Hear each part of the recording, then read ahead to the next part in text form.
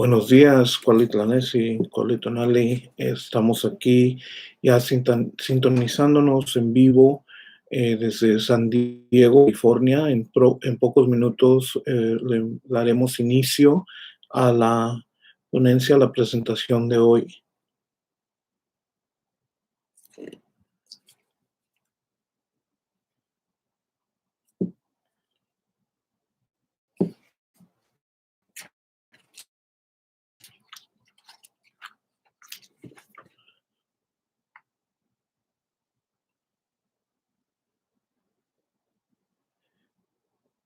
Sí, se escucha bien. Bueno, parece que sí, estamos listos y en un momento daremos inicio. Estoy viendo ya varias compañeras, compañeros aquí llegando. Un saludo.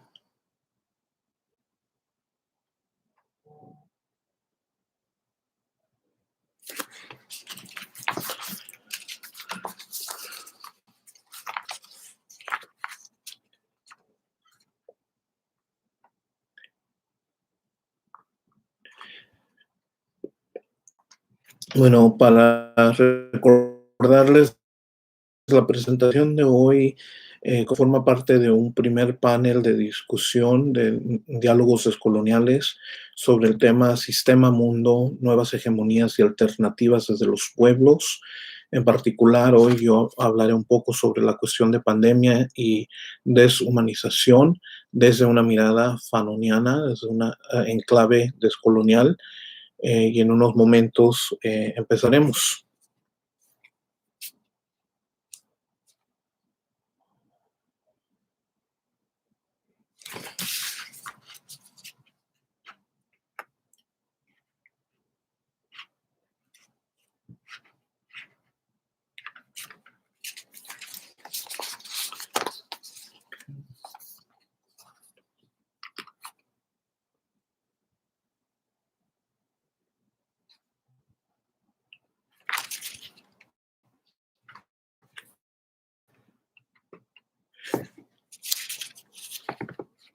Bueno, voy a empezar aquí ya y inicio diciéndoles primeramente buenos días, Cualitlanesi, Cualitonali, a los que sintonizan desde Venezuela, Argentina y otros lugares donde ya es buenos días, sino buenas tardes. Primeramente, Nanotoca Roberto Hernández, Nanansin Ewa Tlali Huirarica, Tatatsin Ewa Tlali Mam, Neani Tlamashti, que Universidad Estatal de California, San Diego, Neani Chicano, Nilse Yuikpa, Tlali Kumiai. Empiezo diciéndoles, mi nombre es Roberto Hernández, vengo por parte del lado de mi madre de territorios Huirárica y por parte de mi padre de territorios MAM, que son los que abordan la frontera entre estado de Chiapas y Guatemala. Soy profesor en la Universidad Estatal de California, en San Diego, en el Departamento de Estudios Chicanas y Chicanos. Yo soy chicano, soy nacido en México, pero criado al lado norte de la frontera Estados Unidos, México, en lo que es hoy día San Diego, pero es históricamente y sigue siendo territorio Kumeyaay. Les envío saludos desde territorio Kumeyaay, que es dividido por esta frontera moderna colonial. Y les envío aquí saludos a todos los pueblos, ya sea pueblos Wayuu, Yanomami, Pumé, Mapoyo, Waiwai, Arawak, Locono y decenas más de pueblos originarios que forman parte de la República Bolivariana, y a los pueblos bolivarianos, los pueblos latinoamericanos que se encuentran aquí con nosotros hoy. Empiezo de esta manera precisamente porque parte de la lógica de la modernidad colonial es precisamente una lógica de borrar a los pueblos, a los pueblos originarios, a los pueblos afrodescendientes, y en su lugar producir identidades a partir de estados-naciones, que luego nosotros como sujetos modernos coloniales también asumimos ya como identidades que nos llegan a identificar al punto que uno puede hasta sin pestañear empezar explicando que, bueno, soy de tal y tal Estado-nación, soy mexicano, soy canadiense, soy boliviano, etcétera, al nivel que ahora mismo nuestras mismas subjetividades nos entendemos nosotros mismos a partir de estas identidades. Y para mí es importante que empecemos por aquí para establecer precisamente qué es lo que significa la cuestión chicana, que invariablemente es mal entendida como el pueblo mexicoamericano, es decir, mexicanos, mexicanas dentro de las entrañas de la bestia del imperio, pero al contrario, cuando yo hablo del pueblo chicano, y es desde aquí que las palabras que impartiré hoy, es mejor entendido o entenderlo como nosotros lo entendemos, como nosotros nos autorreconocemos como un pueblo que la modernidad colonialidad a través de varios procesos históricos, desindigenizado, desterritorializado, pero que aún así se autogestiona a partir de una reivindicación indígena que reconoce estos procesos históricos materiales que nos han producido o tratado de producir a partir de subjetividades individualistas, consumidoras, identidades nacionalistas que coinciden con la orden, orden organización y ordenación cartográfica ontológica de la modernidad colonialidad. Esto es lo que yo nombro en mi trabajo a partir del trabajo de Serena Dibley, la cárcel no solamente ontológica, epistémica, sino una cárcel cartográfica, epistémica y ontológica que compartimentaliza a la madre tierra en unidades jurídicas, políticas, a partir de estas nacionalidades, identidades, de tal manera, como expliqué ya, de que casi sin pestañear acudimos a referentes nacionalistas para describirnos. Al contrario, lo chicano, por definición, busca evadir las lógicas modernas coloniales de Estado-nación, y es por eso que decimos por acá en estos rumbos, somos un pueblo sin fronteras y nosotros cruzamos las fronteras. Nosotros no cruzamos las fronteras, perdón, las fronteras nos cruzaron a nosotras y nosotros. Hoy entonces voy a hablar un poco tanto como investigador y también como militante, ya que yo pienso desde la frontera misma. ¿Y a qué me refiero al decir que pienso desde la frontera? Pienso desde la frontera porque no solamente me ubico aquí ahora en territorio Kumeyaay, pero también es parte de mi trayectoria, mi formación, tanto política como académica, intelectual, al haber crecido, a pesar de haber nacido en México, haber crecido por la mayor parte de mi vida a solo 10 cuadras del muro, el muro divisidor entre el pueblo, entre México y Estados Unidos. Hoy voy a compartir un relato en 4 partes y intentaré un poco hacerlo en conversación con la primera jornada de Abel Pérez Wilke, que fue este martes 19, también aquí por Alba TV, para poder lo más posible estar un poco en diálogo. Mi intención es que estas 4 partes que cubrirán la cuestión de fronteras, migración, aportes y lecciones de zapatistas que nosotros acá en las entrañas del imperio tomamos como parte de nuestra guía política. Tercero, la cuestión del acompañamiento de los pueblos originarios y afrodescendientes. Y cuarto, la deshumanización a partir de una lectura de Fanon, y con un entorno en la cuestión de la política de reconocimiento.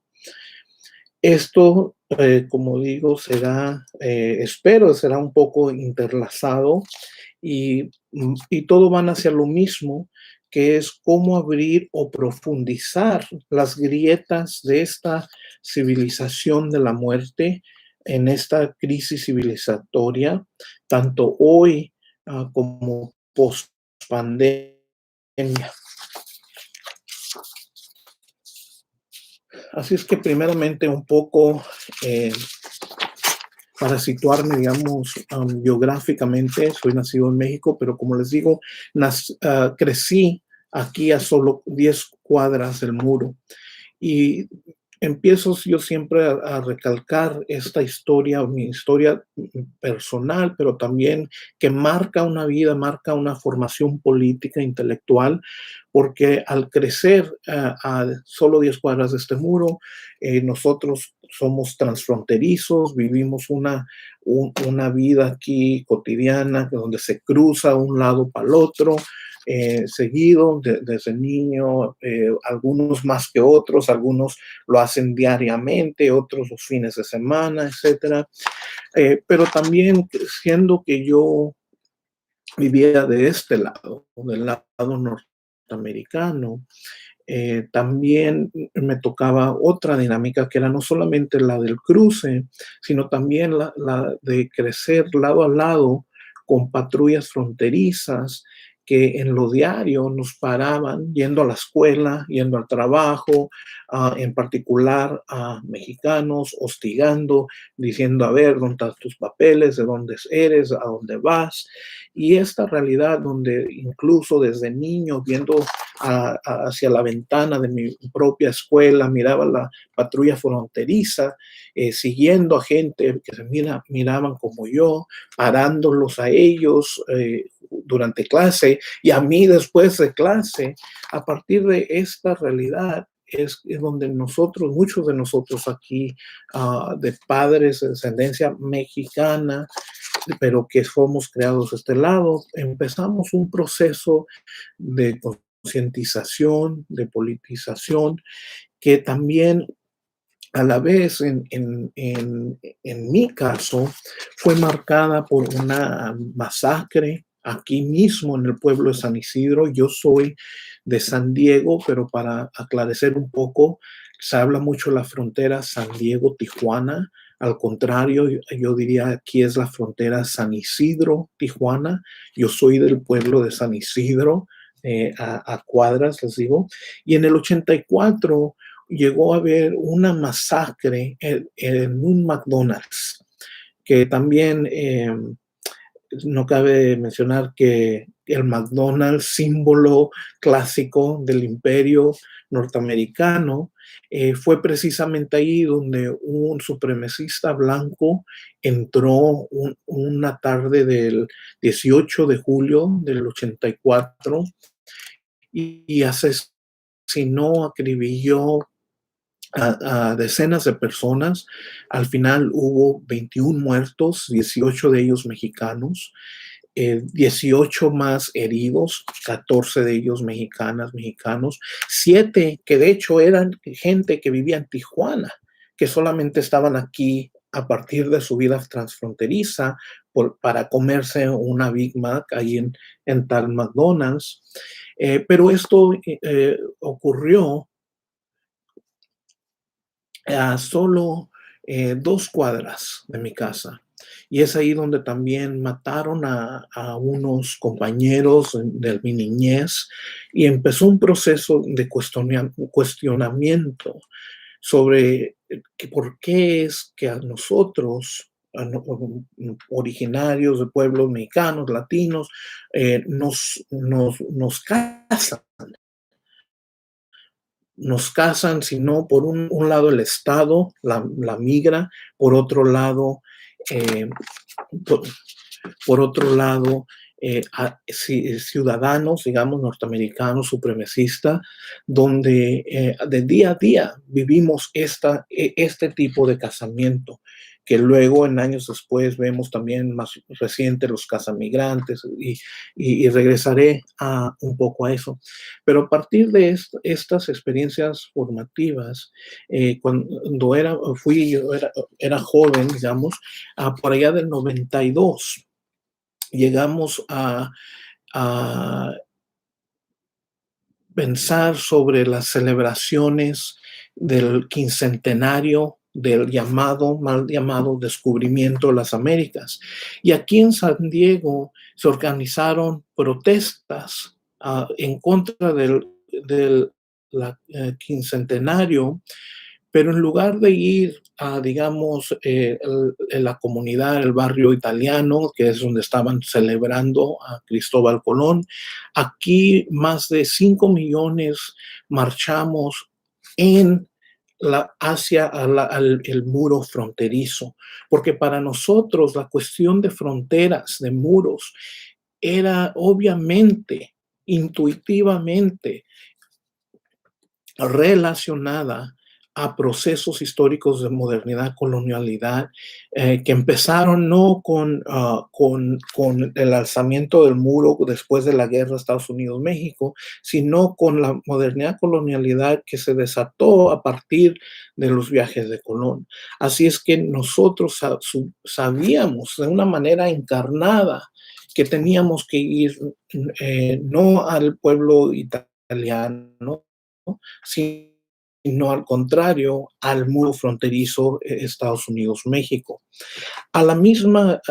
Durante este mismo tiempo, esta misma época, también pueblos originarios a través de Latinoamérica se juntaban para decir, bueno, Colón, nada que celebrar, 1492, nada que celebrar, incluso al contrario, tenemos que tener una respuesta desde los pueblos, porque reconocemos que esta celebración es una celebración de la deshumanización.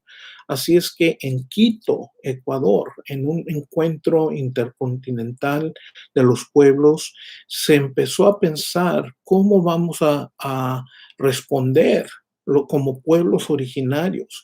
Y una de varias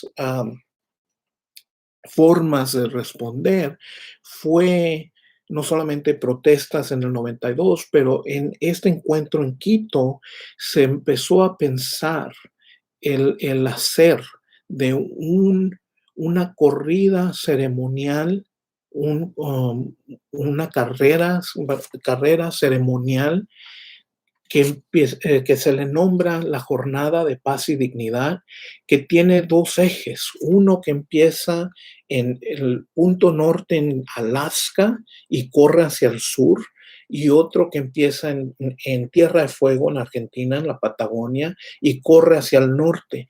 Estos son los pueblos del norte representados por la águila, los pueblos del sur representados por el cóndor, y la idea es que esta carrera ceremonial, espiritual, pero también marcada políticamente por una resistencia de, de más de 500 años, lo que los zapatistas luego llegaron a llamar la noche larga de 500 años.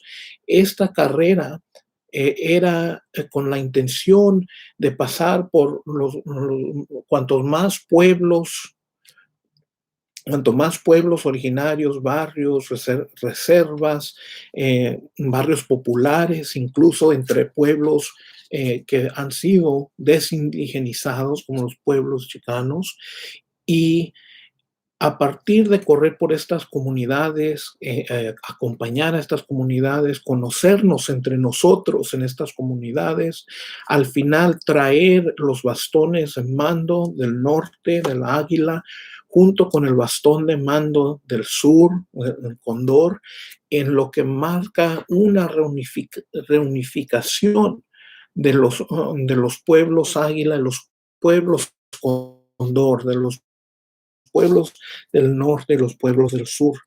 Esto ocurrió por primera vez en el 1992, a la al mismo tiempo que nosotros, por estos rumbos, estábamos marchando en contra del muro fronterizo, y se hizo un compromiso que esta jornada de paz y dignidad se llevaría a cabo cada 4 años. Esto se ha hecho en el 96, 2000, 2004, 2008, 2012, 2006, y más recientemente se iba a llevar a cabo por su octavo ronda este 2020. Pero obviamente por cuestiones de pandemia esto ha cambiado un poco, y regresaré a este punto porque también es como se entrelazan estos 4 cuentos. Pero una cosa más sobre la jornada es que en cada año, en cada año que se ha corrido, siempre ha sido con una intención, con un enfoque, con un rezo, ya sea por los sitios sagrados, sitios ceremoniales, otro año por las semillas, por los ancianos, por las mujeres, por los niños. Y este año en particular, el rezo, el enfoque de esta carrera ceremonial em, era el fuego, o es el fuego, debería decir, es el fuego. Y regresaré a este punto del fuego porque es importante cómo es que esto ha cambiado a partir de la pandemia, cómo es que los pueblos hemos seguido organizando de esta manera a partir de estas nuevas circunstancias que nos ha traído la pandemia. Pero tercer punto al que quiero entrelazar por aquí y que ya empecé a mencionar es la cuestión zapatista. Ya desde el año 94, con el alzamiento en la selva lacandona, en Chiapas, vimos la movilización de pueblos originarios que debe ser entendida a partir de un momento en el 92, en 94, no solamente del contexto de más corto plazo, que era la cuestión de NAFTA, el Tratado de Libre Comercio, pero sino a largo plazo como una respuesta a esta noche larga de 500 años. Y más allá de eso, también es importante contextualizar este alzamiento dentro de la crisis de la teoría, incluso en la izquierda, a partir de la caída del muro de Berlín, la caída de la Unión Soviética, y lo que desde un marco teórico se empezó a ver como una posible, em, digamos, se dice por acá cul-de-sac en inglés, una calle sin salida, que había que repensar también la teoría, repensar la revolución. Los zapatistas, y no voy a meterme tanto por ahí, pero sabemos, nos han aportado bastante en términos de la cuestión, no solamente si otro mundo es posible, pero como dirían, otro mundo ya existe y se llaman los pueblos originarios, y que queremos un mundo donde muchos mundos viven, pueden existir a partir de otros lemas que también voy a tocar un poco más adelante. Pero a partir de esta experiencia zapatista que también llegó a informar las resistencias de los pueblos, tanto originarios como sectores populares en los barrios, la juventud chicana de ese momento, de la generación de la que vengo yo, eh, este impulso zapatista nos ayudó a recalibrar un poco cómo pensar cuestión revolución.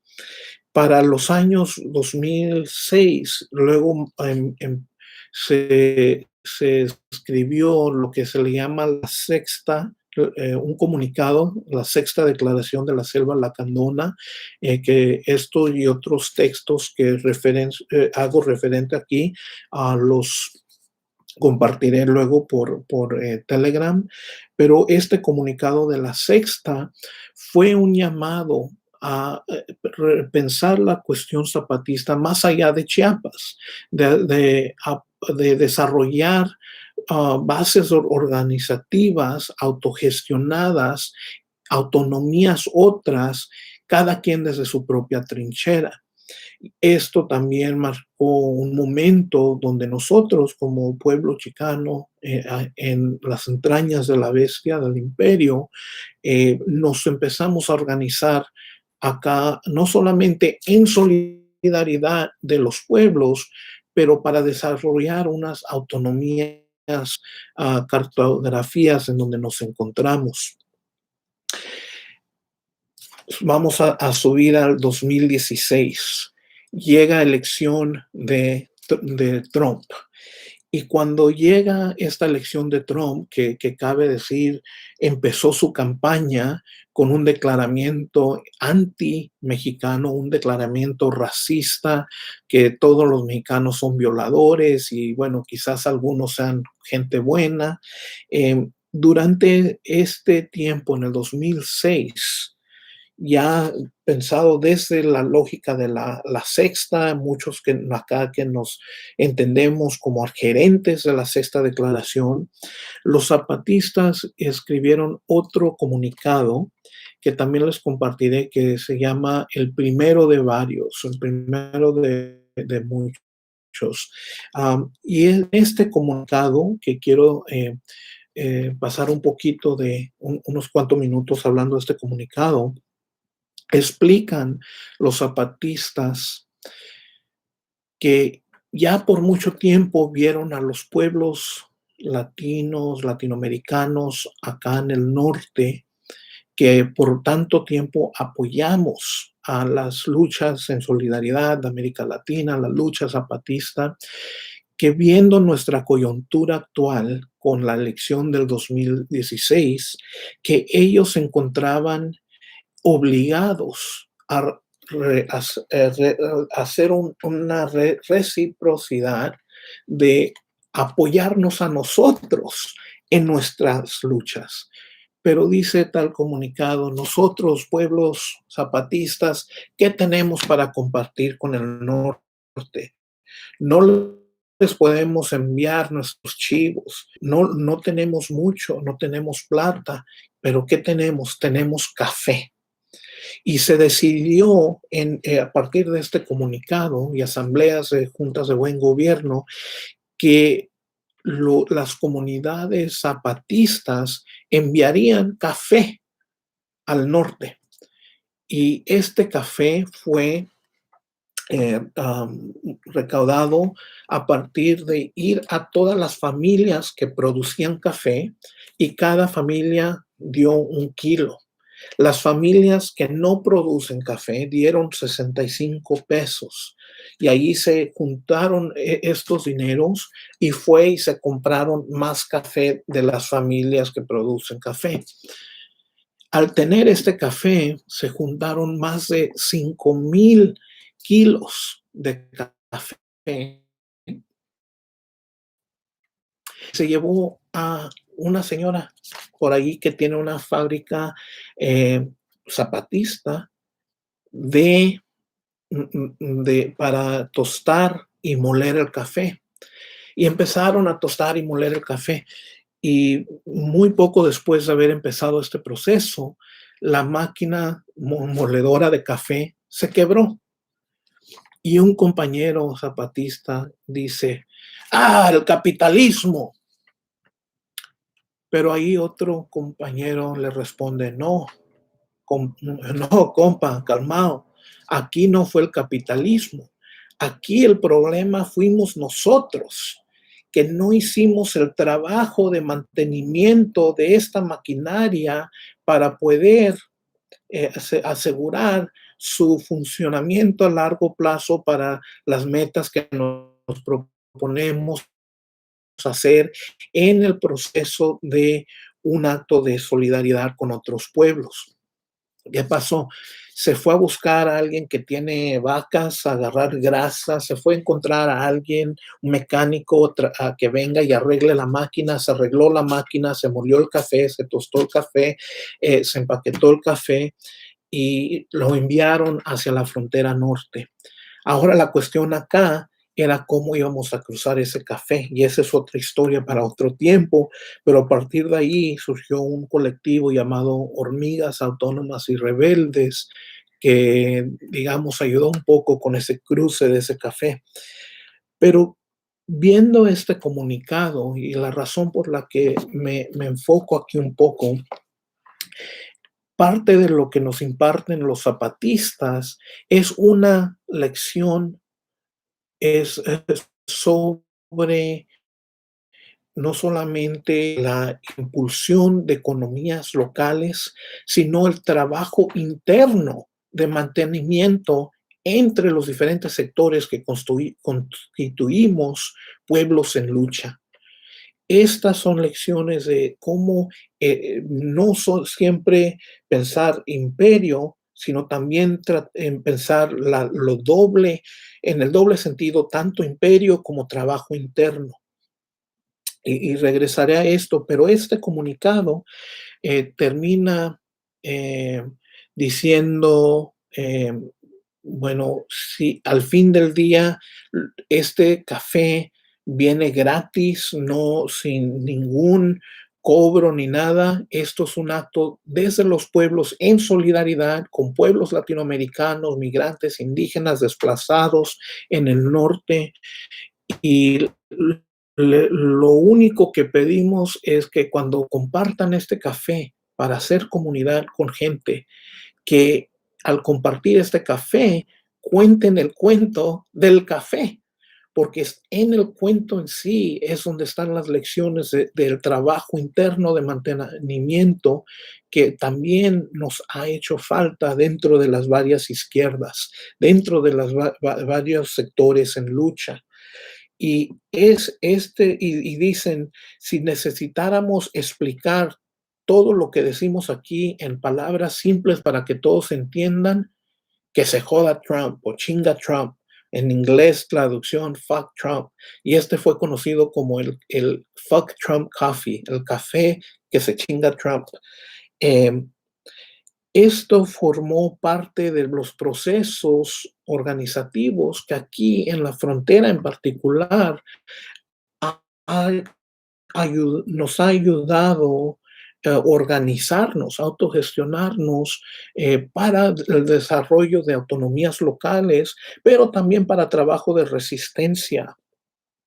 Más recientemente en las caravanas que han llegado a caravanas de desplazados, migrantes, refugiados, que han llegado a buscar asilo, buscar refugio dentro de los Estados Unidos, pero que solamente se han encontrado con aún más violencia, más deshumanización, pero nosotros aquí hemos hecho trabajo de acompañamiento desde Centroamérica, desde Honduras, desde Chiapas, a través de México, cuando llegan aquí, acompañarlos ahora, nuestros compas que están en centros de detención, hacemos trabajo aquí tratando ahorita de librarlos, tratando de asegurar que se les dé suficiente equipo médico para prevenir este coronavirus.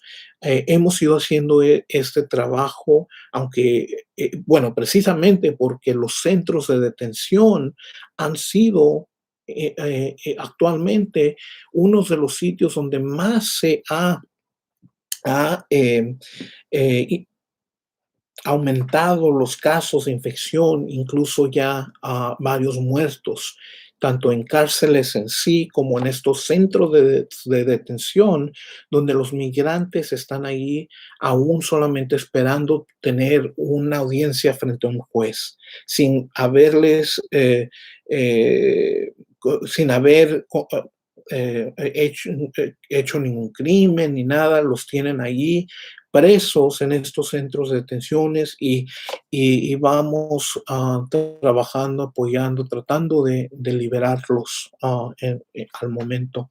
Pero en este trabajo, también desde la caravana hasta hoy día, es importante mencionar que parte de las redes que se han ido formando a través de ya más de 20 años de estos trabajos de la Jornada de Paz y Dignidad, de relaciones con pueblos originarios, en muchos casos son precisamente la gente de los pueblos originarios que han estado en la línea de batalla al frente, dando bienvenida a migrantes desplazados, en muchos casos migrantes indígenas, migrantes también desindigenizados desde Latinoamérica que han llegado a buscar asilo acá, pero que se les reconoce como una forma de desplazamiento y migración indígena que va más allá del sistema mundo moderno colonial de 500 años. Así es que estas caravanas, estas migraciones para los pueblos originarios acá en el norte se reconocen como parte de otra carrera espiritual intercontinental, el regreso de pueblos originarios que han migrado al norte a sur a través de la Pachamama por tiempo inmemorial. Y es aquí donde paso a la última parte sobre Fanon y la deshumanización. Porque para pasar a Fanon y en Fanon se marcan estos procesos que hemos ido describiendo aquí, que son procesos de deshumanización a partir de la modernidad colonialidad. Él los expresa como una cuestión de asfixia, cuando ya no se puede respirar más y la necesidad para, no necesariamente, con todo respeto al compañero Abel, no necesariamente más productividad. No, cuando uno se asfixia, hay que buscar nuevos aires. Y regresaré a esta cuestión de aires. Y también tengo por ahí pendiente el fuego, no se les olvide eso. Pero nos explica a Fanon en Máscaras Blancas, Piel Negras, que nadie le pidió escribir ese libro y que quizás es muy pronto o quizás ya muy tarde, pero aún así son palabras que tiene que hablar. Y en la introducción de Los Condenados de la Tierra, Sartre hace otra observación muy importante en donde dice que Fanon ya no escribe para Europa, sino para el mundo, los mundos, los sujetos colonizados. Es decir, no está involucrado en un proceso de buscar reconocimiento del norte imperial, eurocéntrico, capitalista, moderno, colonial, etcétera, sino está, está más interesado en un proceso de formar vínculos horizontales con otros pueblos que son sujetos coloniales. Esto es el volver hacia nosotros, del cual hablaba también el pensador musulmán Ali Shariati. Un regresar hacia nosotros, un volver hacia nosotros, que es no buscar reconocimiento en Europa, sino buscar comunidad entre los pueblos. Y no solamente pueblos entendidos como Estado-nación a partir de identidades Estado-nación, pero pueblos entendidos de una manera más amplia que supera lógicas modernas coloniales de Estado-nación. Es aquí donde también el mismo Aníbal Quijano nos advertiría al final del artículo sobre la colonialidad, eurocentrismo y América Latina, que parte del enfrentamiento con la colonialidad es también un reconocer que dejemos de ser lo que nunca fuimos, que dejemos de ser las subjetividades que se nos han hecho internalizar a partir de esta prisión cartográfica, epistémica, ontológica de la modernidad, colonialidad, y hay que salir de esta cárcel para hacer precisamente el trabajo de mantenimiento interno, el retorno al volver a nosotros, a nuestros pueblos, trabajo interno tanto entre sectores populares y los pueblos como entre nuestras propias casas, que es la cuestión de no solamente despatriarcalizarnos, pero pensar de cómo vamos a producir las condiciones para desarrollar nuevas y otras subjetividades que en muchas maneras ya están ahí. No es otro mundo está posible, sino otro mundo ya existe. La cuestión es que si estamos entendiéndolo. Y para regresar entonces a lo de ya en forma de conclusión, a la jornada de paz y dignidad, ya que este año con la pandemia no se pudo correr de pueblo a pueblo porque se reconoció que luego quizás también nosotros contribuiríamos al proceso de infectarnos nosotros mismos, infectar a más pueblos. Hicieron varias consultas, tanto con abuelos, mamos en Colombia, abuelos mayas en Guatemala, y se llegó a pensar desde los pueblos que si el propósito de esta jornada del 2020 era sobre el fuego, muchas veces se nos olvida que también hay un fuego interno, lo que se le llama el fuego interno es el altar interno dentro de nuestras casas y que en lugar de hacer la carrera, parte de la transformación que viene desde los conocimientos ancestrales que reconocen al virus como también un espíritu, un mensajero que nos envía la Madre Tierra, es que el fuego, en lugar de correr con fuego de un pueblo a otro, llevemos ese fuego hacia adentro, hacia las casas, volver hacia nosotros, como nos dice Fanon, nos dice Chariati, nos dicen eh, también los abuelos, que eso va a ser el proceso para el 2020. Eso es lo que hemos estado haciendo. Así es que, aunque hemos internalizado, como nos mencionó el martes nuestro compañero, hemos internalizado las premisas de la derecha, de la modernidad, colonialidad, a partir de lógicas consumidoras, individualistas.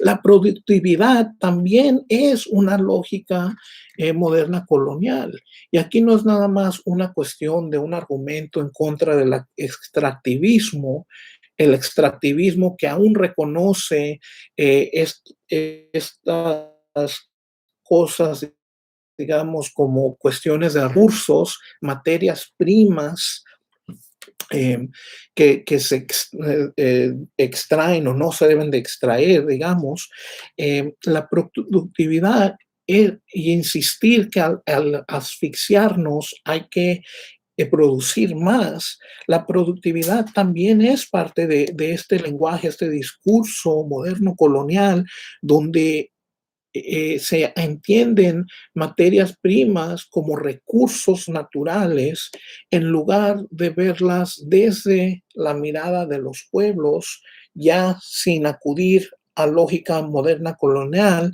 que cuando vemos las luchas de los últimos 5 o 6 siglos, y podríamos aquí decir las últimas 5 décadas, perdón, 5 siglos, las luchas que desde las izquierdas hemos nombrado luchas de campesinos, luchas de recursos, etcétera, en realidad han sido, desde la mirada de los pueblos, algunas más obvias que otras: lucha por el territorio, es tierra; lucha en contra de degradación ecológica por nuestros ríos, nuestras aguas, esa es la agua; lucha en contra de la polución, la degradación ecológica, los aires; y cuarto, luchas de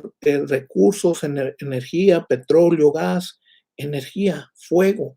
Estos cuatro conforman los 4 elementos sagrados, que es la vida en sí.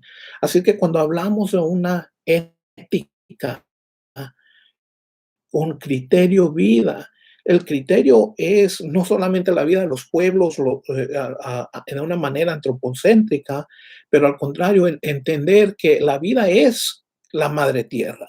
Esa es quien nos da y quien es parte de vida. Así es que yo aquí estoy más con Dussel cuando hablamos sobre política ante ética, que si la ética es una cuestión de la producción y reproducción de las condiciones para el vivir, la política es el decidir quién es parte de ese vivir. Y la madre tierra no es recurso, es parte de ese vivir, es fuego, es tierra, es aire, es agua, es vida sagrada. Así es que aquí hay un proceso que tenemos que no solamente a distinguir largo plazo, corto plazo, la cuestión de temporalidad, pero que la temporalidad es más bien los ritmos del capital, donde acá en en lugar gringo se dice time is money, el tiempo es dinero, y todo rápido, rápido, y de manera chicana decimos nosotros: calmados montes, chicas patas, que es decir, hay que bajarle, hay que ir más despacio. Hay que retornar a otras cartografías y calendarios desde los pueblos, que nos dicen que el maíz crece cuando crece y no cuando el campesino quiera, mucho menos cuando el capitalista quiera. Así es que también la productividad desde izquierda no deja de ser productividad que mata la vida, mal entendida como recursos naturales. Estos son nuestros esenciales: fuego, tierra, agua, um, aire, que sin ellos no hay vida. Hay que entonces buscar otros aires, no responder a ficción con más productividad, pero bajarle el ritmo, porque sí, algo que vemos en esta pandemia es que la crisis civilizatoria en la que se encuentra el capitalismo actual, ¿qué es lo que quizás esperemos lo traiga a sus rodillas? No más productividad desde la izquierda, sino la no productividad que hemos encontrado en estas últimas 2 meses de cuarentena. Al contrario, la única productividad generador de vida es la productividad de la madre tierra, que hemos estado viendo en estos últimos 2 meses, una autorregeneración de las aguas, de los ríos, de los aires, de los animales. Es productividad, la única productividad que, que nos da vida, apoya el, el, el, el surgimiento de más vida.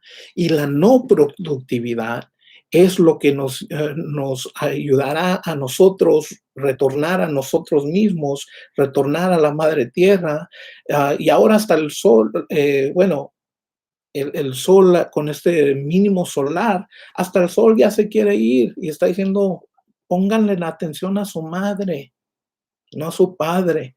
Así es que termino con eso, que la descolonización, hablamos del Padre Sol, ahorita el mismo Padre Sol nos está diciendo, por si no han agarrando la onda, yo también le voy a bajar un poco para que se enfoquen allá en lo importante.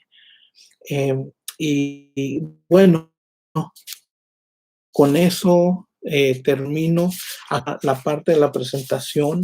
Les doy las gracias por haber sintonizado y por último decir que otro mundo ya existe.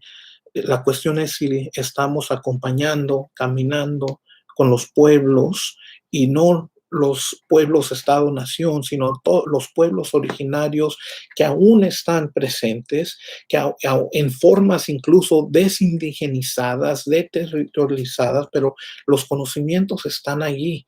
Ese es el trabajo que incluso a las llamadas izquierdas descoloniales aún nos hace falta tomar más en serio. Gracias.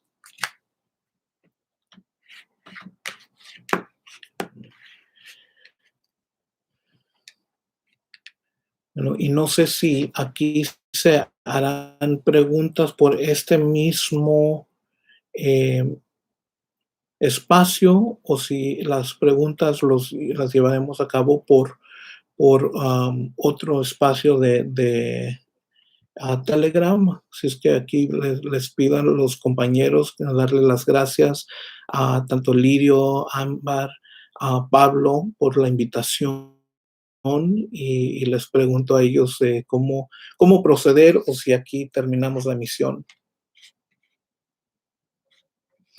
En el chat en directo, dice Lirio, estamos atentos a las preguntas. He visto varios comentarios aquí, varios saludos, pero no necesariamente he visto preguntas.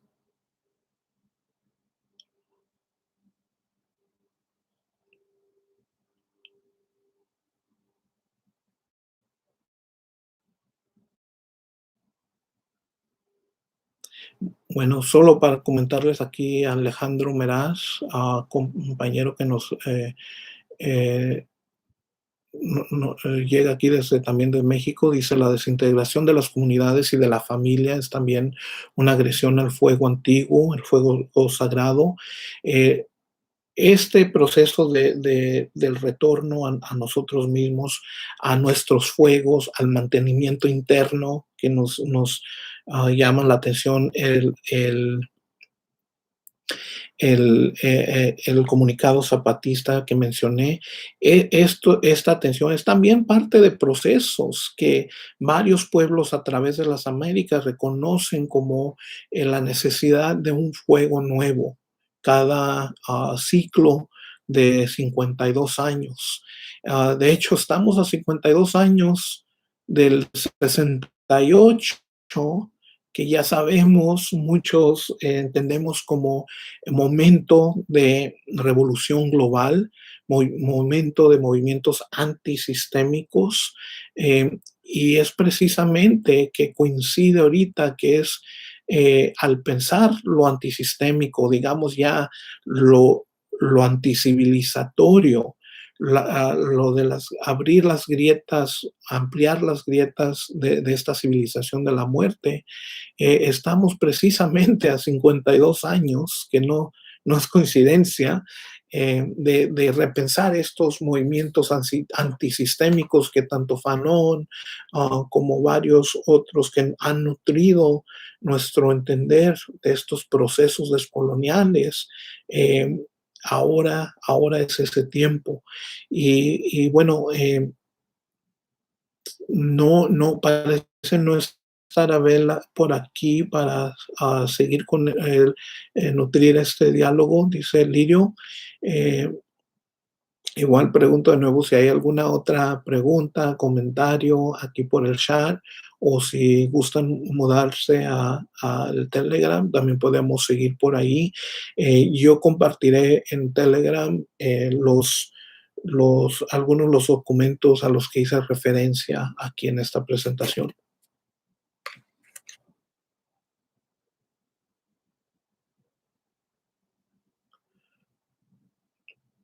A ver, Lidio, ¿tiene comentario?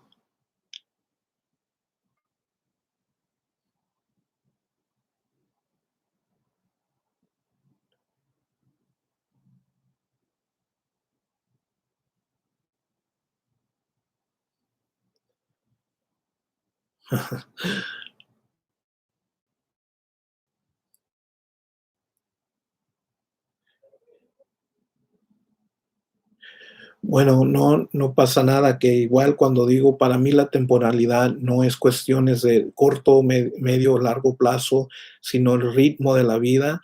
Los zapatistas también nos dice lentos pero seguros, ¿no? Es por eso que sus formas organizativas eh, le llaman caracoles, ¿no? Que somos tan rápidos como el más lento entre nosotros. Y creo hay la necesidad dentro de la, digamos, estudios decoloniales a pensar un poco más, con más profundidad esta cuestión de temporalidad, entendida no como corto, largo, sino como lento, rápido. Hay mucho por debatir y aportar ah, ahí.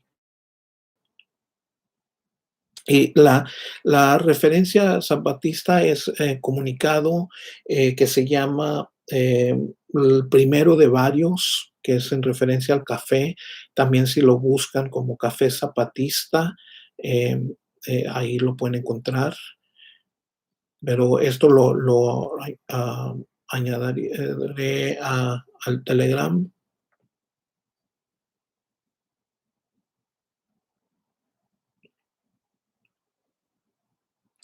Sí, voy a ver si aquí mismo puedo encontrar ahora mismo eh, ese comunicado. Si uno va a la página de Enlaces Zapatista, ahí encuentra mucho de estos comunicados que ya por años los zapatistas nos han dicho, nuestra palabra es nuestra arma, ¿no? Y estos comunicados más allá de comunicaciones con otros pueblos, también son parte de estas lecciones del repensar la teoría a partir de los socialismos fallidos del siglo XX. Así es que si estamos pensando de un socialismo en el siglo XXI, es clave también entender alguna de estas aportaciones zapatistas.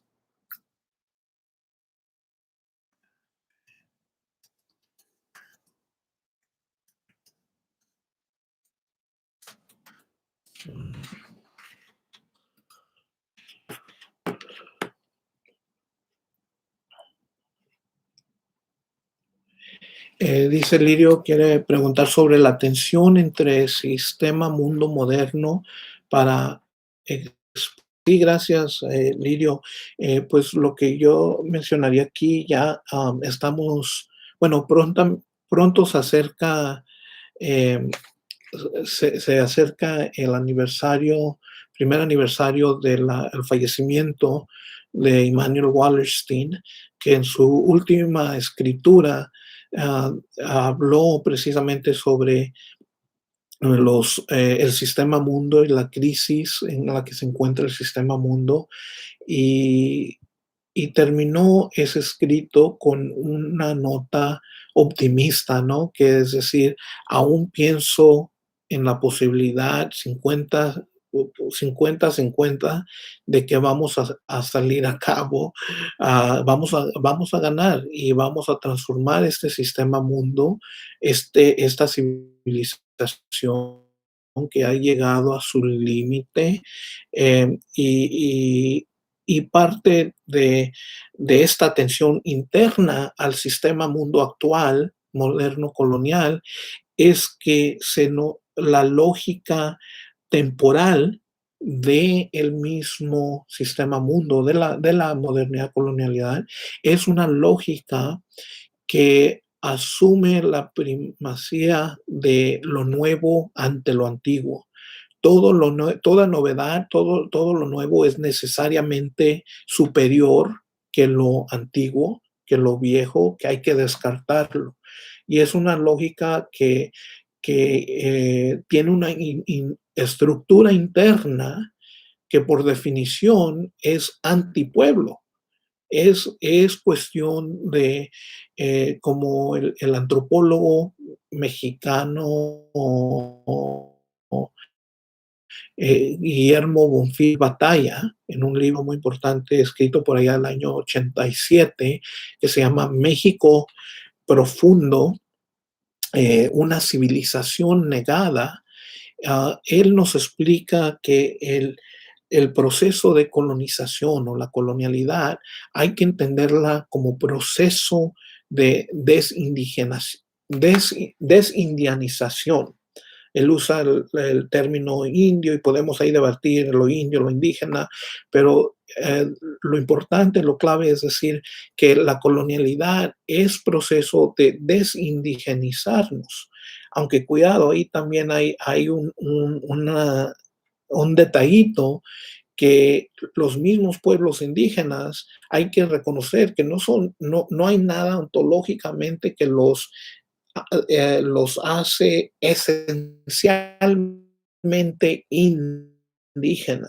No, al contrario, son pueblos primeramente indigenizados a partir de la colonialidad y en el caso, digamos, de algunos chicanos y otros, segundamente desindianizados. Así es que cuando reconocemos la indigenización, desindigenización, no nada más es cuestión de que hay que reindigenizarnos, sino como dice Quijano, paremos de ser lo que nunca fuimos. Hay que reconocer lo que fuimos antes de que nos dijeron que éramos lo que no somos. Sino de otra manera para decirlo es, en negar esa negación, ahí hay una afirmación de la vida. Y, y para mí esta tensión en el sistema mundo moderno colonial actual es reconocer que los pueblos originarios eh, han sido a partir de la lógica de la modernidad colonialidad entendidos como pasado, pero los pueblos están aquí, estamos aquí. ¿Cuál pasado? Estamos aquí en forma quizás desindigenizados, pero los pueblos siguen vigentes, los conocimientos, las prácticas, las epistemologías están aquí. Y eso no se puede negar. Y si asumimos ya la lógica de la modernidad, colonialidad, nosotros mismos asumimos, no, pero ¿de cuáles pueblos? Si ya son pocos, eso ya no existen, son muy pocos que ya ni importan. Nosotros ya somos sujetos modernos, somos mestizos. Así es que el mismo proceso de colonialidad ha sido un proceso de amestizamiento, que ahora pueblos originarios en México están trabajando desde Oaxaca el concepto del desamestizamiento, porque se reconoce que también el mestizamiento es parte de esa lógica moderna colonial de este sistema mundo. Es que no sé si ahí va por ahí la pregunta de Lirio, pero para regresar al chat, eh, ¿quieres decir entonces que no es una categoría válida para usarla?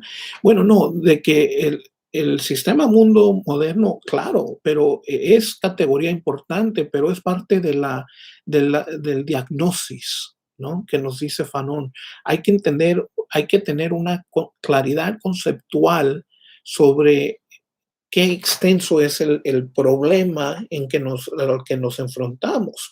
No solamente es el capitalismo del imperio gringo en el que yo me encuentro en sus entrañas, sino el diagnóstico es que el sistema sistema mundo es una civilización de la muerte.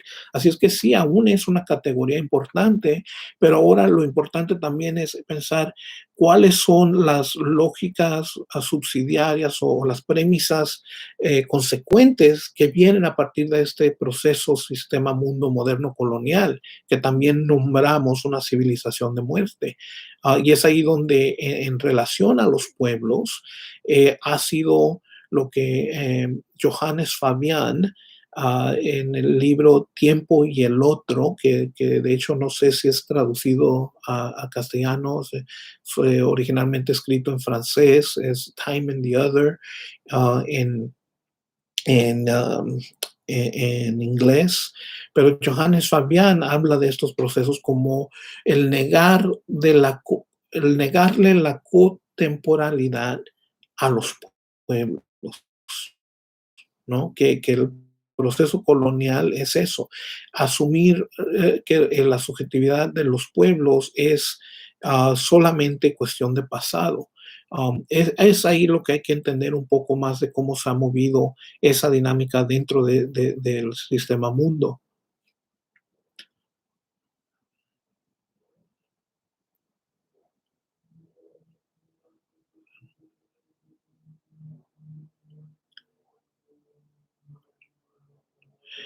Dice aquí otro comentario, y si se da en los pueblos un diálogo sobre recuperar o no experiencias, aprendizajes, herramientas, etcétera, de los movimientos emancipatorios de origen moderno europeo, como el marxismo y anarquismo. Claro, parte de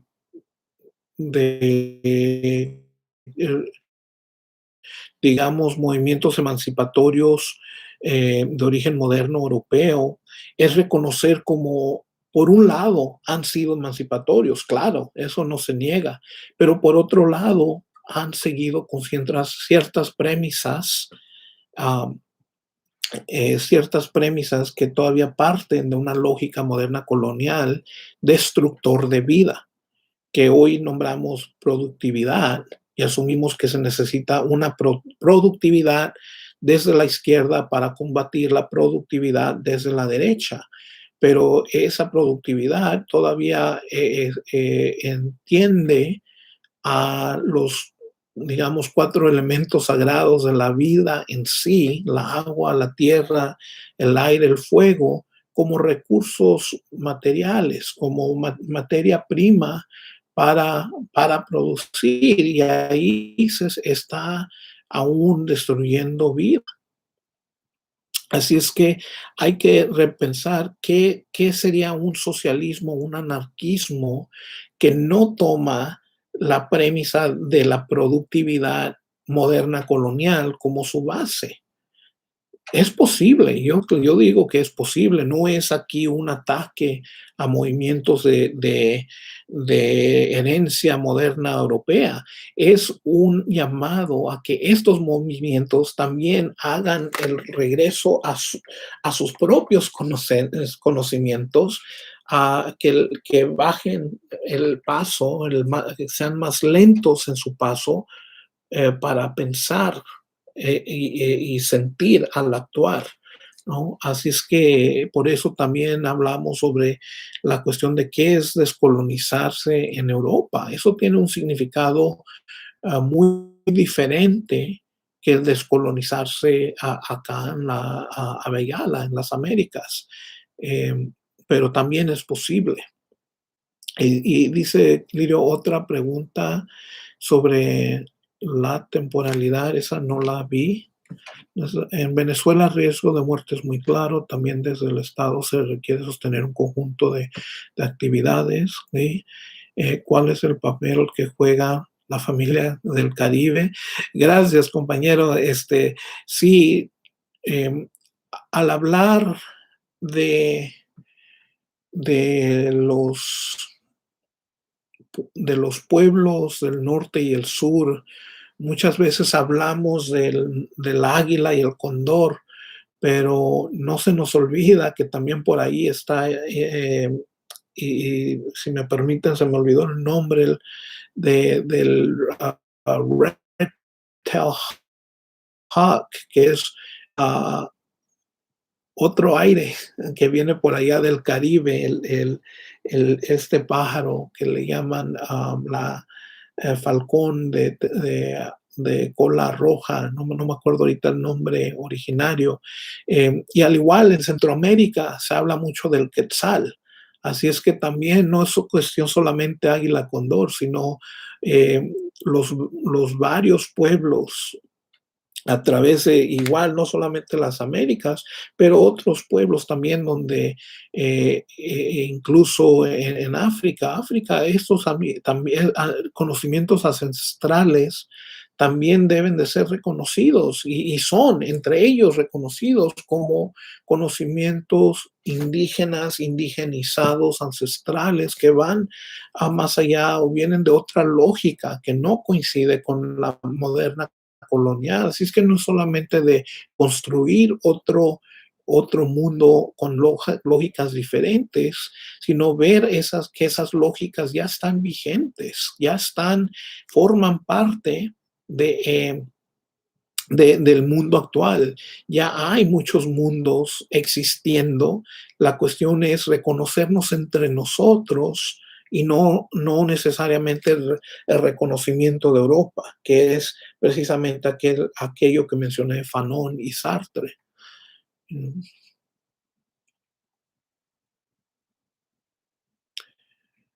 Bueno, déjenme ver.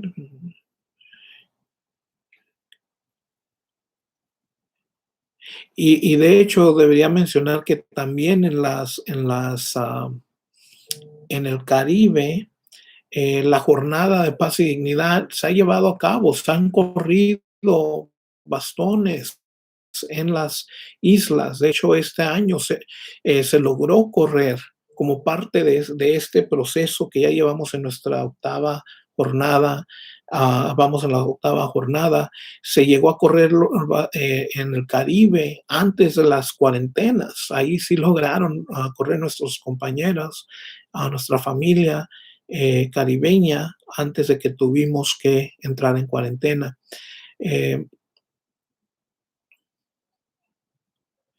Y sí, claro, estoy aquí de acuerdo que dice, no se trata de aumentar la producción, sino aumentar el vivir, pero el vivir, algo que para retornar a la cuestión de la ética y tomar vida como su criterio, eh, vivir, no hay vivir sin vida, ¿no? ¿Y qué es la vida? La base de la vida es la agua, la tierra, al aire, el fuego. Así es que al decir el vivir de los pueblos, ahí ya nos brincamos un paso y no es de que la madre tierra sigue todavía ahí para para contenido para la vida de humanos, sino el contenido de la vida. La madre tierra es contenido de la vida, ¿no? Así es que no se puede separar el vivir de la tierra con el vivir de los pueblos, van de mano en mano. A ver, parece ya se encontró aquí la pregunta que no vi. Bueno, filosofía de colonial, una inquietud como conciliar la necesidad de tiempos lentos y sosegados de la vuelta a las raíces con los tiempos vertiginosos que nos imponen. Claro, y por eso es que digo que mencioné que ahorita, bueno, hablando con la particularidad de California, de Estados Unidos, hemos estado en, hemos estado en cuarentena más de 2 meses y en lo que va de estas últimas 2 semanas, ahorita están tratando de impulsar que se debe de reempezar la economía, que ya es hora, que ya está todo salvo, pero sí no es tomar su tiempo, ser lentos, asegurar que ya haya pasado, eh, pero la lógica es una de economía, ¿no? Que la economía ha sufrido mucho y se tiene que reempezar la economía. Así es que esta no productividad o lenta productividad de los últimos 2 meses es lo que ha traído, es lo que ahora ha, digamos, a cierto nivel asfixiado al capitalismo, que ellos se encuentran asfixiados y quieren forzarnos a regresar a trabajar, a producir para los capitalistas, pero aquí los que están muriendo más son gente latinoamericana, gente afroamericana, así es que sabemos que esa productividad para nosotros es muerte segura. Y hay una pregunta aquí sobre Chicano es un pueblo o una comunidad trashumante en búsqueda de la identidad. Bueno, yo diría que como dije al inicio, muchas veces se malentiende lo chicano como nada más mexicoamericanos o Méxicos en Estados Unidos. Y muchas veces nosotros bromeamos acá que si le pregunta uno a 10 chicanos qué es chicano, va a tener más de 20 respuestas. Um, pero yo diría que la vertiente original de donde viene el movimiento chicano es precisamente la cuestión de la reivindicación indígena, de un reconocimiento de nuestros procesos, de los procesos que nos han desindigenizado, pero a la vez reconocer que también fuimos indigenizados para iniciar. Así es que cuando se entiende la palabra chicano, viene de lengua indígena, viene del náhuatl y es una referencia a Chiclicayo Noch, que viene conectado, digamos, a lo mexica, al pueblo mexica, o azteca, donde se reconoce mexica como Clicayor, que desde su propia epistemología, esta noción del Chiclicayor implica que Chicli es ombligo y Cayor es, mm, y se pierde a veces en traducción, pero es como la esencia de las cosas. Si es que el chicano es alguien cuya esencia es el chicli, es el ombligo o el arraigamiento a la tierra, al pueblo, a su pueblo. No sabemos quizás, muchos de nosotros quizás no sabemos de qué pueblos originarios venimos, algunos sí, otros no, pero lo que importa es el arraigamiento, la conexión del ombligo a la madre. Eso es el chicano. Y es a partir de ese entendimiento, no como búsqueda de identidad necesariamente, sino como reconocimiento de que ya está, de lo que ya ha estado, y reconocimiento de dejar de ser lo que no somos, lo que nos ha producido, tal y como nos ha producido la modernidad, colonialidad. Al fin de día somos porque estamos y punto. Y ya, y no se tiene que explicar más. Eso es el sentido de lo chicano que yo manejo, con el que yo trabajo a partir de lo que igual a mí me han compartido mis abuelos y sus abuelos antes de ellos. Eso es como se mueve lo que llamamos acá pueblo chicano. Y no solamente comunidad, por- porque decimos, no todo mexicano en Estados Unidos es chicano. Uno no nace chicano. Es una conciencia política que entiende estos procesos y nuestro papel y nuestra subjetividad dentro y en contra de este sistema mundo, esta civilización de la muerte.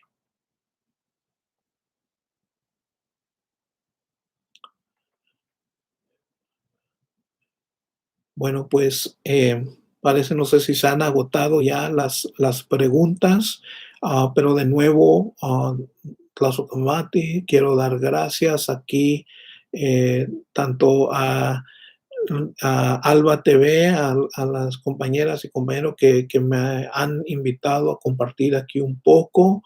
Eh, Igual muy agradecido por el tiempo de todos ustedes. Y ya si llegan a haber otras preguntas, le podemos seguir por ahí por Telegram. Eh, bueno, sin nada más, dando también gracias a los cuatro vientos, las ánimas sagradas, a los cuatro elementos de la vida en sí. Y venceremos.